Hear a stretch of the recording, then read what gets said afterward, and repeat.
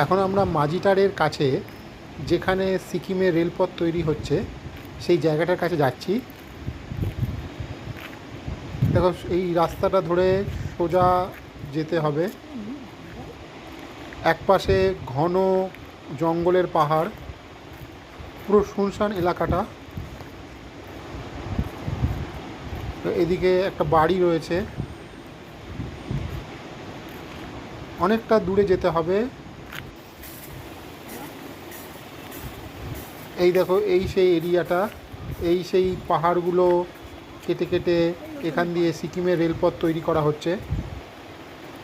দেখো দূরে কয়েকটা বাড়ি দেখা যাচ্ছে, এই বাড়িগুলোকে ভেঙে ফেলা হচ্ছে আস্তে আস্তে। ওই ওপর দিয়ে রেলপথগুলো যাবে। এটা মাঝিটার খুব কাছেই রয়েছে। দেখো সব কংক্রিটের ঢালাই করা রয়েছে।